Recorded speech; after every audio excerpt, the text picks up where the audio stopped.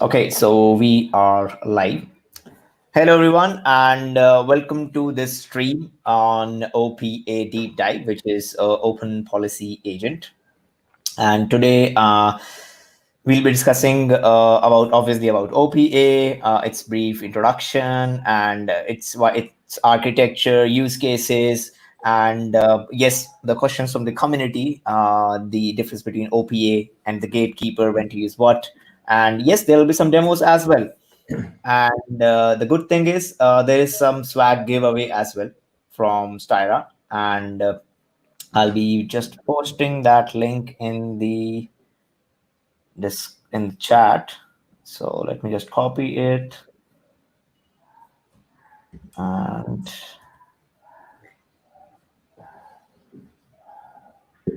everything. So make sure you fill this link. Then only we can do the swag giveaway, and yeah, it's going to be exciting. So just to set the context, how this stream came is I have started a new series which is called CNCF Minutes, and CNCF Minutes is basically uh, telling you about CNCF projects in a very short amount of time, just like the name suggests, in a few minutes. And the I did CNCF Minutes on OPA, which is Open Policy Agent, and it was very well appreciated by the community, and people had a lot of enthusiasm and interest to see a deep dive session. So that's how it works. So I put a short video, and based on the community feedback, if there is an interest to view a deep dive session or to learn about it, I go to the community, to the maintainers, and see like if we can do a live stream on the deep dive session. So uh, yeah, hello. And it's very good to a good way to interact, a good way to explain a small concepts in small videos, and then we do a deep dive session based on the interest, and that's what happened with OPA. So what I'm going to do is I'll just hide all these, and I'll give you the link for the previous session, which is this. So this is the link for the previous session. It's already mentioned in the chat box. So you can look at the CNCF Minutes OPA video, which describes what OPA is. So OPA is nothing but just Open Policy Agent, and it's a CNCF graduated project, general purpose. So it's basically a general purpose policy engine that can be applied across the cloud native ecosystem. And yes, it's not only limited to Kubernetes. There is a project called Gatekeeper, which is very well integrated with Kubernetes, and you can have a lot of policies which can admission control the pods and the applications that you deploy over to the cluster, and you can have that thing in mind, like if this particular if this particular workload is violating one of the policies, then that will not get deployed. So, and there are tons of policies that you can deploy, like there should be a labels on the nodes, there should be labels, specific labels on a specific workload in a specific namespace. So that has to be applied. If not, then this is a violation. And you can have strict violations where you deny any creation, or you can have a warning kind of violation as well. And there are other use cases like Docker, Envoy, Terraform, SSH, which obviously Anders will be discussing. So yeah, so today I'm joined by Anders from Styra. So he has been involved in the OPA community for a long time. He has seen the project grown from a very beginning, early stages to where it is now at a very mature level since he have graduated. And welcome, Anders, to the stream, and you Thanks, can I am. introduce yourself as well. Yeah, thanks, I am. It's great to be here, and I really appreciated that the first CNCF minute episode you did with OPA as the theme, and that's how I got here, and I'm very happy to be here. So I'm Anders, and I work as a developer advocate for Styra. Styra is the inventors of OPA and the commercial company backing OPA. So I've been working as a dev advocate here since December only, but I have been involved in the OPA community, as you said, not perhaps from the beginning, but at least the last 2 years or so back. So yeah, I've been in many parts of this kind of domain, and before this, I've been working with identity systems for many years. So yeah, here I am. Welcome and glad to have you on the stream. We have some folks who are watching. Thank you for joining us. So let's get started. So first, I already told you a brief about OPA and already it is covered in the CNCF minutes. You can see a brief intro over there. Now let's get a deep dive into it. Anders, what would be like why OPA exists, and can you explain its architecture? So we now we know the basic, like it is a policy engine. Now we want to know how it works internally. So can you share the insights, the architecture, and the workings of it? Sure. I'm gonna try here and share my screen, and we'll see if that works or not. This. And we'll move over here. Can you see this? Yep. Okay, so how do I get full screen though? Okay, so now we're hopefully in full screen. Are we? Yes. Okay, great. Okay, so yeah, so gonna jump right into it. So why OPA? That's pretty much the first question to answer here, and there are probably more answers to that depending on who you ask. But I think as one of the major goals of the project is to unify policy enforcement across the whole stack. So OPA, as you said before, is a general purpose policy engine. It isn't tailor-made for Kubernetes or Docker or Golang or or Postgres or any technology in particular, but it's made in a way that it should be generic enough to cover policy for all of these use cases. So that's kind of what OPA, the goal of OPA or the goal of the project.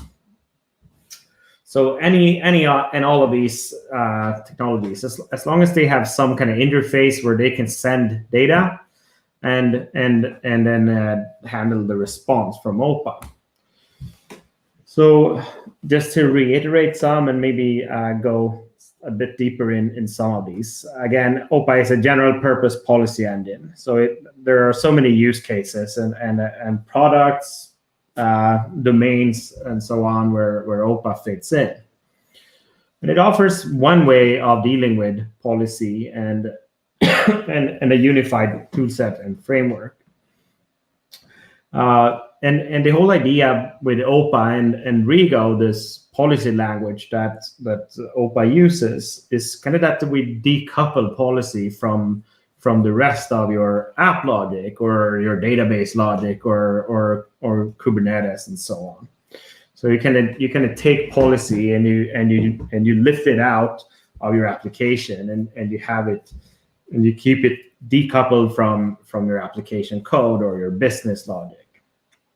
And another kind of core idea of OPA is that OPA doesn't really do enforcement. OPA is a decision engine or a policy engine. So OPA can tell you whether something should be allowed or not, or whether a deployment could be deployed or not. But the actual enforcement, like stopping that deployment or sending an unauthorized header back or to the user, that's going to be up to your application. So that's another kind of core point of OPA. It's a policy decision engine, but it doesn't itself enforce anything. So whether you choose to act on it or not, that's going to be up to you. And again, policies we write in this declarative language called Rego, which we'll look into a bit more later. And some of the more popular or common use cases for OPA is, of course, admission control in Kubernetes. That's what you mentioned it in in form of Gatekeeper, and that's one of the a very popular application of OPA. But there are so many more, and I think kind of after that, one of the more common ones is microservice or app authorization, where you basically take authorization and you decouple that from your application, and you say OPA will deal with authorization for me, so your app can focus on business logic or whatever is important for your app. It could be data or anything.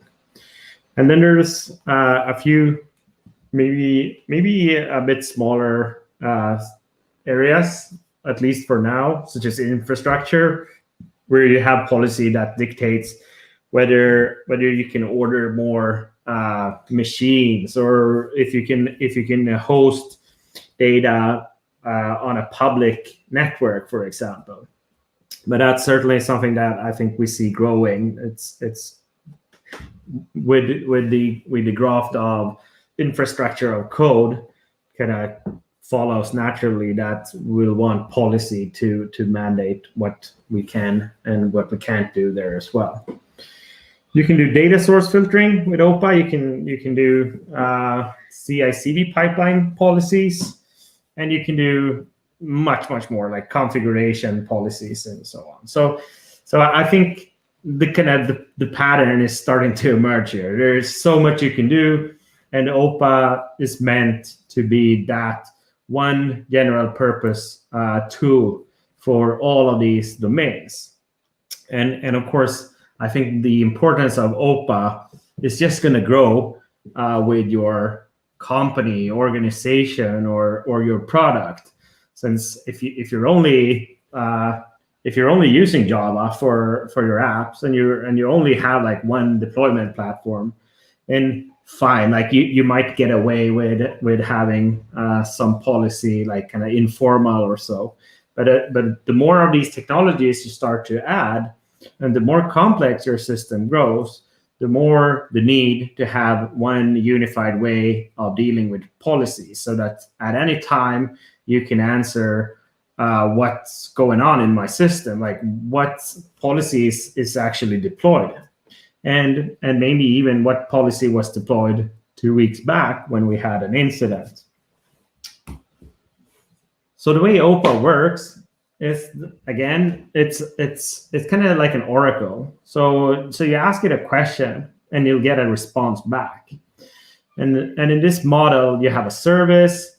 That service could really be anything. It could be a microservice. It could be Kubernetes API server. It could be a database or whatnot. But the model works the same in whatever that might be. So the service asks a policy query, and that's in JSON, and OPA will respond with a JSON decision. So as long as you have a service that can talk JSON and can read JSON, then you can integrate OPA. And of course, OPA makes these decisions based on the policy that you provided OPA. And it could also be in form of external data that you might, like permission data from some external systems, or whatever state of the world is needed to make an informed decision. So again, service here could be anything. It could be your microservice, it could be databases, it could be Kubernetes. So a little bit more about Rego. So Rego is a declarative language, a high-level language, meaning rather than saying what to do, you just say what you want done. So, and then it's kind of up to Rego to figure out the best way of doing that. And if you ever worked with SQL, you're probably familiar with that concept. And Rego works pretty much just the same. It's obviously a different domain than data, but the kind of declarative nature is very similar. And any policy consists of a number of rules. And we'll look into that in a bit in the demo, so I'm going to skip ahead here.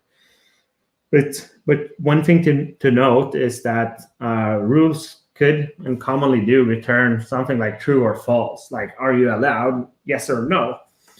But we're not limited to that. But we can use JSON, we can have strings, we can have lists and nested objects and whatnot.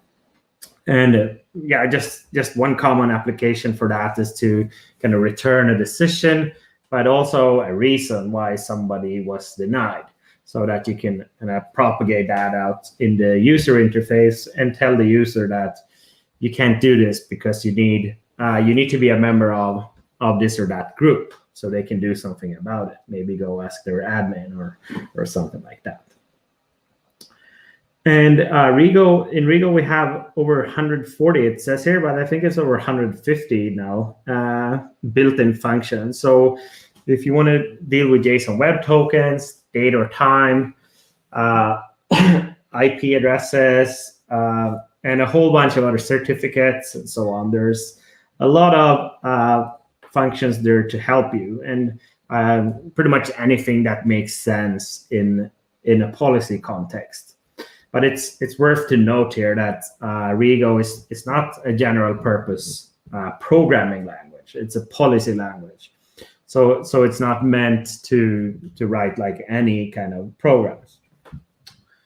What Rego also provides is a unit test framework, and it's a very good way to kind of build trust in the policies you build, and we'll look into that in just a bit. And I think Siam, you showed these links from before, from the docs, the Rego Playground, which is an excellent resource if you want to kind of get started. And there's also the Styra Academy, where you can go in and learn more about Rego. So that's an excellent resource, and I can really recommend that. Okay, so with that, we're gonna hop out into a demo here. And before that, so Anders, yeah, so we have OPA, and it is, yes, it is very, very good, not limited to what you call Kubernetes. Yeah, though Kubernetes is one of the major use cases, but there are tons of other use cases that you just described for configurations, and even for the other policies that can be applied. So the OPA policies have to be written in Rego, and how much difficult would it be to learn Rego? And what's your opinion on that?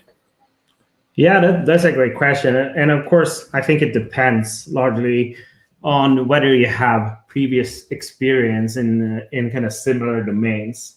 If you do have experience writing SQL, I think that's going to be to your advantage. And if you have I don't know, maybe functional programming, maybe some Lisp, something that's not just like the classical imperative model of programming, that's going to be to your advantage. But it's hard to tell. Like it's just hard to say. It takes like 1 day or 2 days. I think just grasping the basics, at least for me, was maybe a couple of hours, and then a couple of days until I was fairly proficient with Rego. So, those all who are watching, you can hear out max if you do not have much experience as well with the functional programming. Then also you can easily learn or become proficient in Rego in just a couple of days, or maybe a day, or 2 or 3 days, so that you can write your own policies and then apply it to the cloud native ecosystem. And then so you mentioned there are more than 140 built-in functions, or built-in are they built-in functions, right? Yeah. Okay, so what these functions are, I mean, these are ready to use functions, or these are just the templates? No, they're ready to use, and they do anything from like decoding JSON web tokens and verifying the signature and claims, to Awesome. even to an HTTP client if you need to go and kind of fetch data in policy evaluation time. So and then there's like all the standard like string functions, like if something starts with or ends with, or array functions, and many of these kind of functions that are common in any language are there as well. You can see that not only the Rego is that not that much difficult to learn, but it also has a lot of built-in functions that are ready to use. And I think the community can also contribute to those functions. Sorry, what was that? I mean, if someone from the community wants to contribute any of the functions, so they can also do it, Oh right? yeah, for sure. So yeah, and I think one of the main strengths of OPA is definitely its community. I think, and it's been for since the start of OPA. There's, I don't know if you just took all the functions that are there, it's probably like half of them contributed by people who just saw a need for that function and submitted a PR.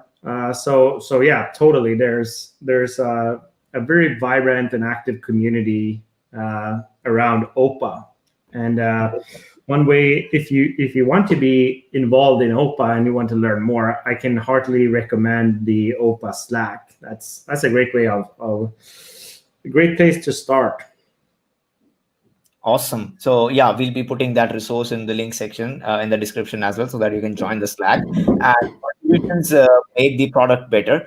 Obviously, the adoption as well. So you can see the OPA major, or like Anders said, 50% of the functions have been contributed by the community. So which is just awesome. So I really like it. So those of you who have just joined, there's a swag giveaway as well, which we'll do in the end. So just fill out this form. I'm just repasting it. So you just have to fill out this form, and we'll do a raffle in the end. So Anders, yeah, let's continue with the demo. Super excited. Yeah. Okay. All right. Yeah. Well, we're gonna see if it works here. Never did this before. So can you see my terminal now? Yes. Can you increase the font bit? Yeah. Let's try that. Okay. Okay. So we're gonna see here. We're gonna start my editor. We're gonna do some live coding. So fingers crossed that it works. Woohoo! Live coding. Yeah. Okay. So we have an empty folder here for the purpose of the demo. I'm gonna start off creating a policy, and again, policies are written in Rego. I'm probably gonna enhance some here as well. Is the font size okay? Yeah, much better. Okay, so first thing we do is we name a package. We're going to call it policy. It could really be anything. And if you write code in Java or any other, pretty much any programming language has this concept of package or modules or namespaces. And in this case, we're going to name it policy, but it could be anything we'd like. The next thing here, and this is kind of the anatomy of a policy. Any policy consists of a number of rules, and the rule looks something like this. You have a head. The head of the rule contains the name, and then between these brackets is the body of the rule. And the way it works here is that if all the expressions or statements in the body are true, like this one would be, then the rule is true. And so this would also equal true. Both of these are true. And if we have just one statement here that's not true, then the rule is not going to be true, but it's going to be undefined. So if we ask OPA now, like, what's the value of allow? OPA is going to say there is no value for allow because this did not evaluate. So that's kind of the very basic anatomy of a rule. And if we'd rather say something else by default, we can say that by default allow should be false. So now since allow is not true, we're going to hit the default kind of path here, and allow is going to be false. So So we now have something like something very simple, but of course, just doing like comparison of constants is not very useful. So instead, let's do something useful. We're gonna say if you in the input, meaning when you ask OPA something, then you can also choose to include some data in that question, and that's what we call the input. So one example of that would be your username. So if you say something like my username is equal to Anders, then you'd be allowed, because if this is true, then the rule is equal to true, or the rule evaluates. Of course, this might not be a super useful policy, so let's do something like this. If you have a role and that is equal to admin, then we want to allow that user, no matter what the username is. So this could be like fairly realistic. Of course, in a real scenario, you're probably not going to have just a single role, but it's probably going to be roles. It's probably going to be a list. And what we really want to do here is we kind of want to iterate over all these roles. And if one of them is admin, then we'd want to allow this request. So the way we do that is by these square brackets, and then we iterate. And this kind of underscore here just means that we're not really interested in the steps of these iterations. We could do like this or so if we actually want to know the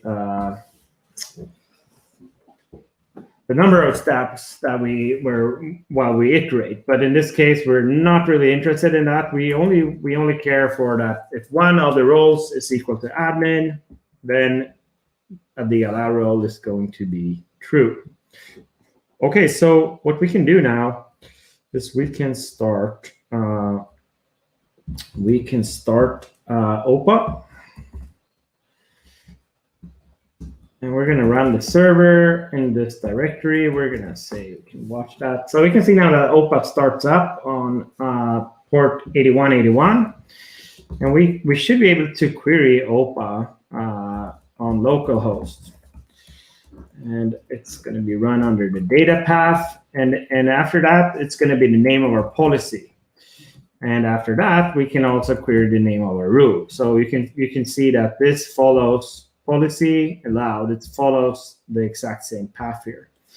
And if we just query that, we can provide an empty body here. Let me see. So we don't provide anything in the input. And we can pipe that to Gatekeeper. So sorry.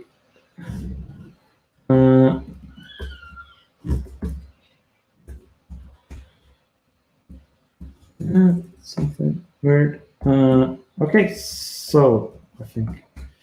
Okay, we can see that the result we got back from OPA here is false, meaning the value of the allow rule is false, because obviously we did not provide a role of admin. So let's see if we can change that.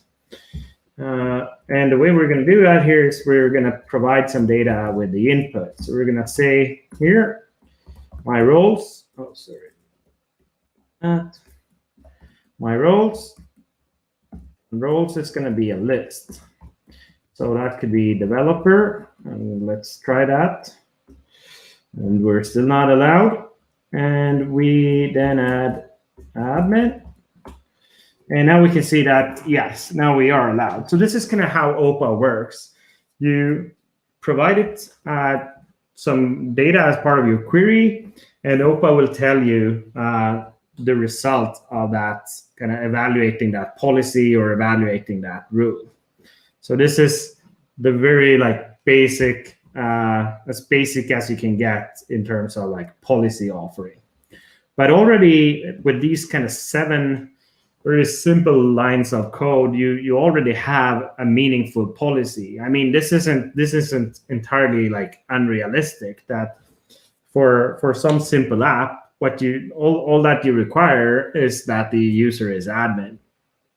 So and of course we could test it like this, just kind of start OPA and start curling and see what OPA responds with. But an even better way of doing it would be to write some tests. And of course, because tests, they will still be there when we make changes, so we can test for regressions and so on. So I'm gonna name that policy package as well. And the way testing works is pretty much the same as any other rule. You just prefix the name of the rules by tests. And we're going to say deny by default. That could be a good test, right? So we see that if we don't provide anything, allow it's not true. Or we could say allow is equal to false. But I think it kind of reads better to say not allow. So we can stop OPA here, and we can say OPA tests, and we can run the tests in this directory, which is of course like this new policy test. So we have one unit test, and that's passing. So we know by now that if we don't provide anything as part of the input, we're not going to be allowed, and that's a good thing to test, obviously. So let's kind of build from there and see if we can make this test allow if admin, or if role admin maybe. And we're going to say allow, and again, this is and here comes the first kind of tricky part, because this is a unit test. So how would we provide input to that? We don't have like a real user that queries something. So we have like a mocking facility in Rego, which is called with and as. So we can say with input, and then we can mock that. So we say with input as, and what was it now again? Roles, right? Yeah, roles. And then we can say admin. And this should then be and that test passes as well. So we can, and then we can make a negative test as well. Deny if not role admin, and we could change this to developer, and we might want to add another condition here as well. Again, these rules work just the same as any other rule. So all the lines here need to evaluate to true in order for this rule to be true, or for this test to pass. So here we could say, I don't know, janitor. That could be a reasonable role. And okay, sorry, one thing we noticed here, we forgot, we want this to be not allowed. We want to deny if they are not. And we can see that, yeah, that's actually still the case. So that's policy offering in Rego in 5 minutes, or however long that demo was. So is there any questions on that? No, I was just saying, like, with you can write the Rego and create a small test, and you can combine both, have your negative test as well pre-executed before you even implement the policy in production. So that's pretty interesting. Yeah. And what I wanted to ask is, like, the installation is just the binary download from the GitHub OPA, right? Yeah, it's a single executable, and so just download it, and it's available for pretty much any platform. So yeah, that's okay. So I have pasted the GitHub link, and you can go to OPA and you can download from the releases from whichever platform you want to use, and probably then you can you have the commands help. You can run test, or you can run the server and watch and supply the JSON, and then whatever policies you have, it will test against that, and it will give you the result, whether you are allowed or not. It is, I mean, super simple. I mean, at least a super simple demo that you can at least try. So it was not that complex. So you can try out this demo yourself as well. For sure. Okay, so with that out of the way, I know a lot of you asked around Kubernetes. So I was gonna was thinking I might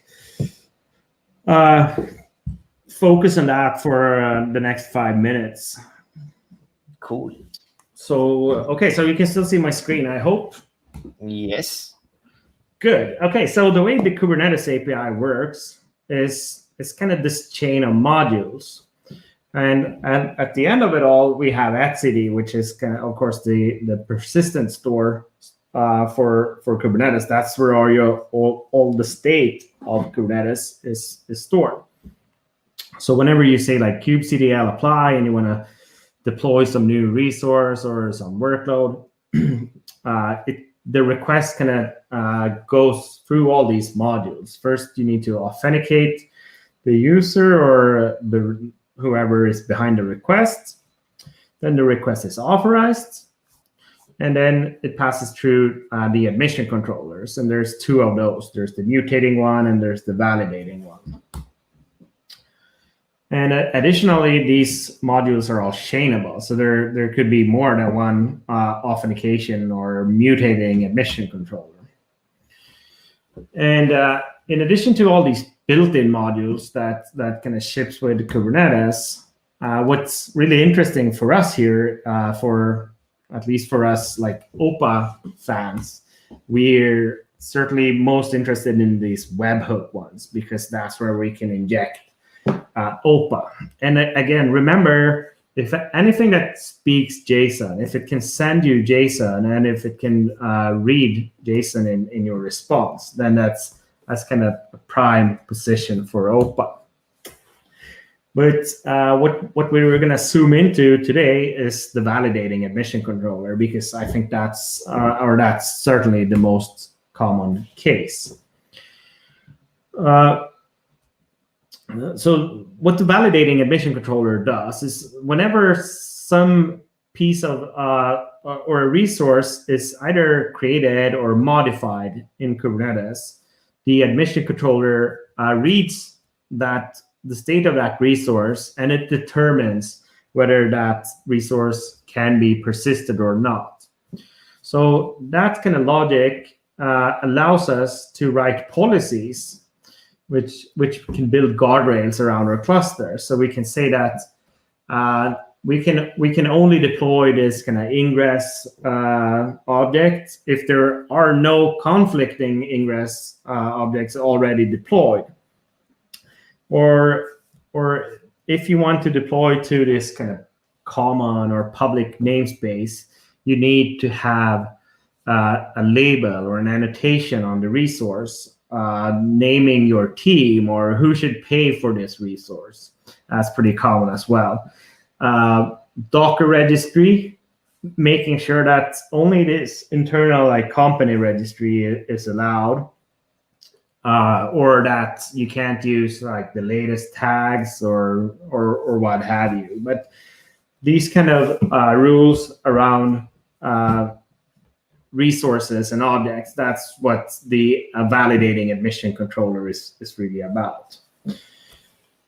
Yeah, and a couple of other examples here. And of course, pod security policies are kind of a hot topic right now since they're about to be, or they are maybe already deprecated in Kubernetes.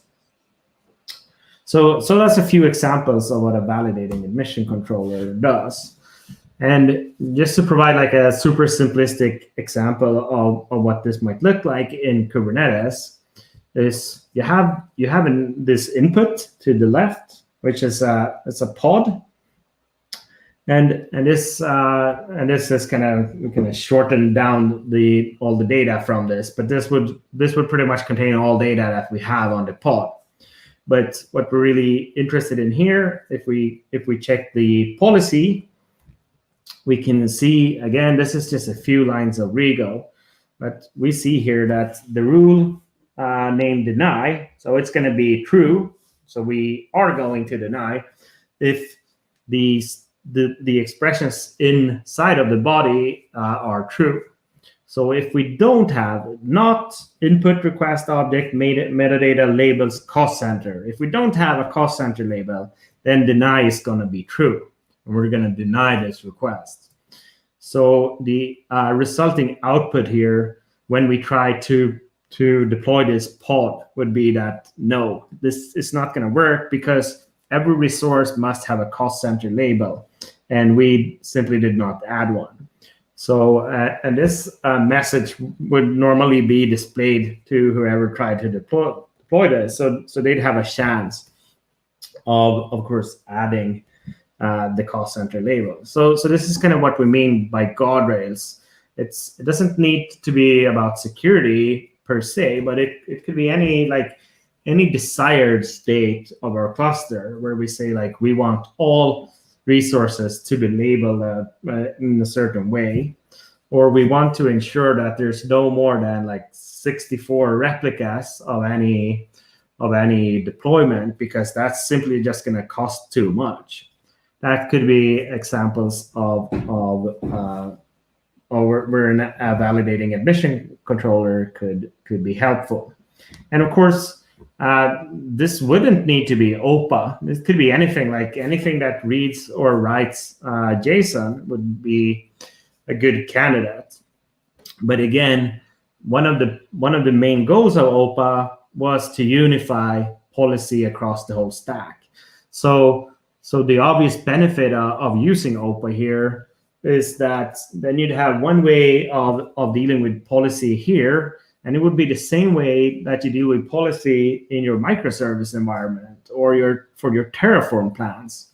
So instead of having all these like small little domain-specific languages for each domain, you have one unified way of dealing with policy, and that's what OPA really is. So, okay, so just a few tips here if you're curious to get started with OPA. Is I think to start small. I think that's pretty fundamental. We saw already just how policy offering could look like, and I think that's pretty much the best way to start, rather than reading up on all these concepts. And so just start somewhere, like try it out. But of course, different people learn in different ways. But that would be my advice. And then of course the OPA docs, I think they're one of the better documented. It's one of the better documented open source projects, I think. So that to kind of use that as your companion as you start and write policies. And then of course, you could either start with like a greenfield project, but also start and look at some applications you have from before, or maybe just deploy a kind cluster or something like where you can really like try it out. And once you have that, you can start and delegate some policy responsibilities to OPA. You don't need to rewrite your whole like application, but you can maybe start with a single endpoint, or just maybe if the user is an admin, maybe do just that check in OPA and start to get a feel for that. And then of course there's all these management APIs for OPA, which are really important when you start scaling up OPA in a larger organization. You want to know anything that happens, and that's decision logging. So all decisions taken by an OPA can be logged and stored wherever you want.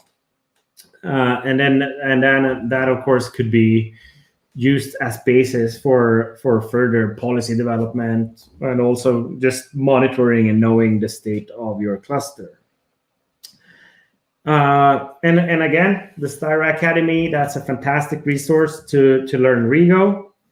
And there's also the OPA Slack. So I think, that's what I'd recommend for you to get started.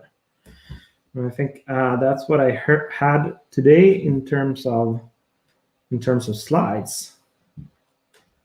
Awesome. So I think both the demos were great. So there were a couple of questions. I think it's already addressed, but if you want to add something on it, so it's how would we, do JWT auth? Is there already a package?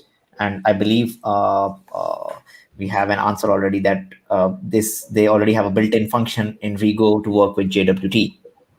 Yeah, and the way you'd provide the JOT to OPA would be just like we saw in the demo. As part of the input, you just say input dot JOT or token or whatever, and you just send the token into OPA, and then you can decode it using those built-in functions. So another question is, where do we host our OPA server? Centralized, co-located with our servers, or what is the best convention or best production best practices? Yeah, I'd say in general, you'd want OPA as close to your app as possible. So in Kubernetes, that would normally be like as a sidecar. So you'd run OPA inside the same pod as your app. And the benefit of that is that the latency in the request between those two is going to be very, very low. But if you want to run like one big monster OPA for your whole cluster, like it's doable, but I wouldn't recommend it. Okay. So I hope that answers your question. Like running it as a sidecar would make much more sense rather than running it on a centralized place which handles everything for all your applications or multi-cluster thing. So one other thing that when I posted CNCF minutes, there was a confusion that people are having with OPA and Gatekeeper. So can you put some light on that? Like, what is the difference between OPA Gatekeeper? What is the connection between them? What is the difference? And, when to use which one? So that probably Yeah, will solve a lot of confusion in the mind of the community. right. No, of course. So Gatekeeper is built on top of OPA, and Gatekeeper solves one problem, and that's Kubernetes admission control, and it kind of and it uses Rego just like any other OPA would do, but the way you deploy, what kind of differs is the way you'd work with and you deploy your policies. So you deploy your policies as any other Kubernetes resource. So you have these constraint templates where you kind of put your policies inside of these YAML documents, and then you deploy them as if they were like deployments or pods or whatever. And then you'd have Gatekeeper read those policies, and it would enforce those policies. So it's kind of a way of just making it easier to work with validating admission controllers or admission control policies in Kubernetes. So anything that Gatekeeper does, you can do with OPA, but you'd need to do more of it yourself, because you're gonna need to build this whole response object as well. But yeah, was that an answer to the question? And of course, there's also there are other applications that do kind of Kubernetes admission control. There's obviously the Styra DAS as well, which is like the commercial version of not really of Gatekeeper, but it's an alternative implementation for Kubernetes admission control, and it's free to try out for anyone who wants that. Okay, cool. That makes sense. So you have OPA that you can use, but you'll need to do much more configurations. You have Gatekeeper as a separate project, and it has extremely tight integrations, obviously, where you have the CRDs, you have constraint templates, you have your templates and the constraints. And luckily, the thing is, in the CNCF minutes video that I did, I showed the demo of the constraint and the template in the Kubernetes. Yeah, I remember. And right now we saw the demo of OPA, so you have flavor of both the demos. So I think you will get more understanding of how both the things work. And there are a couple of more questions like this one. Can we do something like if admin role redirect to X service, if dev role then redirect to Y service? Sure. OPA itself is not gonna like redirect you, but you can certainly, again, you don't need to respond with like true or false. You could respond with, here's the URL for which to redirect the user, but doing that actual redirect, that would be part of the enforcement, and OPA doesn't do enforcement. It only provides the decision. But OPA could provide you a URL, and then you'd send back the HTTP status code to do the redirect based on what OPA told you. Okay, I hope Harsh that answers your question. How would you configure multiple sidecar OPA containers? Yeah, so I'm not really sure I Like got that question, but why I would say like in a same deployment, why would you want multiple OPA itself? So you have one deployment, you have one deployment application container, and then you can have your OPA container. I would want to understand more the use case first, like why you want multiple OPA containers within the same deployment. And if you are yeah, talking about different deployments, then yes, you can have multiple sidecar containers, just like in the spec section of the pod, you can define the container for that. yeah, no, and there are many ways to kind of inject these sidecars. You can either do it as part of the CI/CD pipeline. So when you do like git push, you build a Kubernetes resource including that, or Yes. you could even use a mutating admission webhook to inject the OPA sidecar into a pod, and that of course would be that's pretty cool, because then you're using OPA to inject OPA.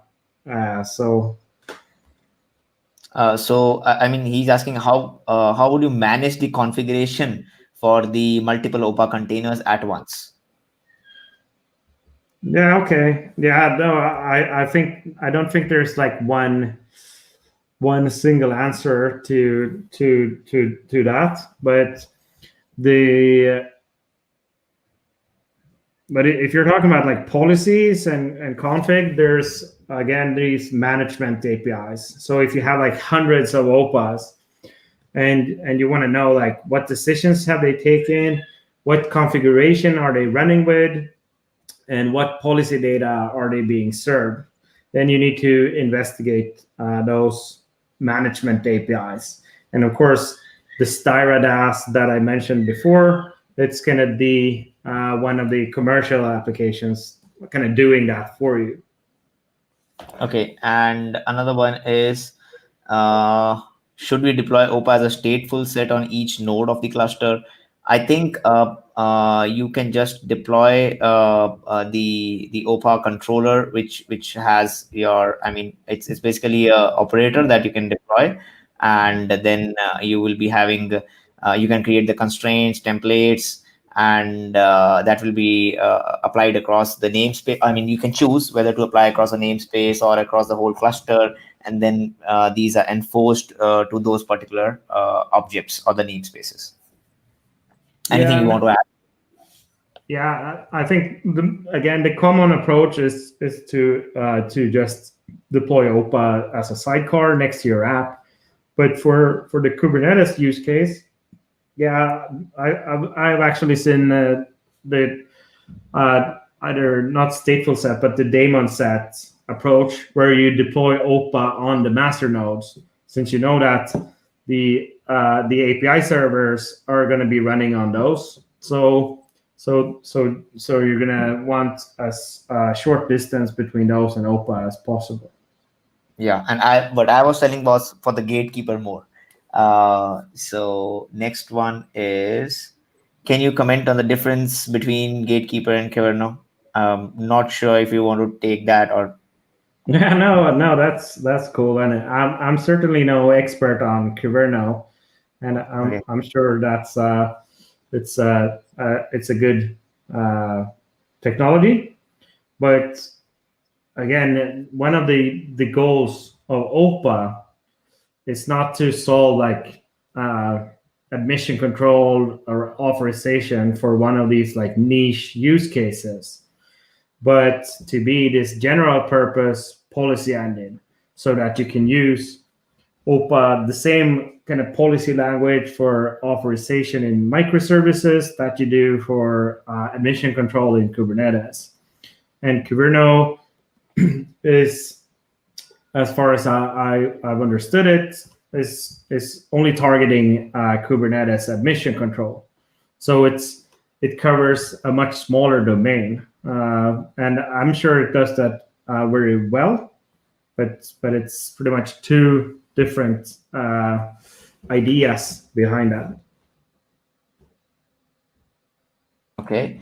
There is one more. I think let's do a follow-up for the first one. The problem with the sidecar approach is that you need double the resources since it's double the number of containers. Any reliability or cost issues with that? Yeah, no, for sure. I don't think you necessarily need to double the resource allocation, since you can allocate resources per container. So you don't need to have like twice. But yeah, it does come with a certain cost. There's no denying that. And that cost is going to depend on like how much policy data do you need to keep in memory, and how and of course, like any other, is it going to be like a very is it a high frequency in the request coming in and so on? Is it going to be CPU intensive? But I don't think there's an easy answer to that. If you're super resource constrained, then yeah, you might want to investigate other models. But I think for OPA itself, it's very light on resources. I think like the binary itself is like yeah, I don't know, 20 megabytes, and maybe consumes like 50 megabytes of memory before you load any policies in. So it's very light on resources, and I never heard of that being like expensive. Okay, I hope that answers your question. So we'll take the last one, the last question, and then we'll do the swag giveaway. Obviously, the audience has been sticking around till the end for this for the swag. Just kidding. I know everybody's here for the knowledge. So the last one is, I know you would be happy to talk about it. So can you please give a little more information about Styra Declarative Authorization Service? Yeah, for sure. So the Styra DAS is an implementation of these kind of management APIs that OPA can be configured to talk to. So when you start OPA, instead of saying like, here's my policy, you say, on this endpoint, you can find a bundle containing policy, configuration, and whatnot. And OPA will then periodically go and fetch that data. And so, what the Styra DAS provides is then a tool to work with that policy, policy offering, policy testing, and so on. And you can also work with libraries if you have shared policy code between systems, and so on and so forth. And so that's kind of the bundles and policy offering. And another like major feature of the Styra DAS is dealing with decision logs. So any decisions ever taken in one of these systems is going to be reported back and displayed in the Styra DAS. So you have this kind of monitoring ability to see exactly what goes on in a system and whether there is some violation that you might want to look into.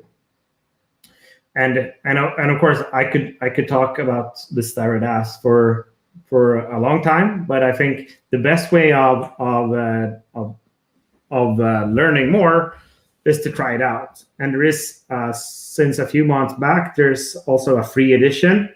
So just go to styra.com and you sign up, and you'll be provisioned one system for you to test. And I think right now it's only or only but it's available for Kubernetes systems. But eventually, it will also be possible to try other type of integrations there as well. Awesome. Uh, Thank you, Anders, for explaining OPA deep dive way, and the demos were awesome, and you answered all the questions from the community, which is great. Now let's do the swag giveaway. So we have 16 entries. Just let me double check. Yeah.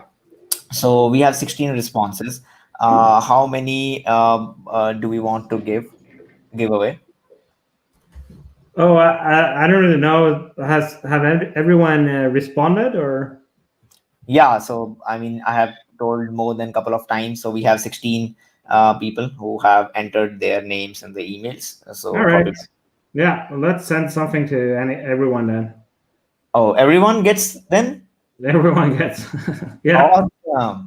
So there is no raffle. So everyone who has submitted, so all 16 of you, I'll send the list to Anders, and the Styra team will contact you for your addresses, and they'll ship out the swag to you. So I mean that was wonderful. I was thinking just a couple of giveaways, but here you are. You have got you all of you have got swag today. So awesome. No Rego rules on the swag giveaway. That was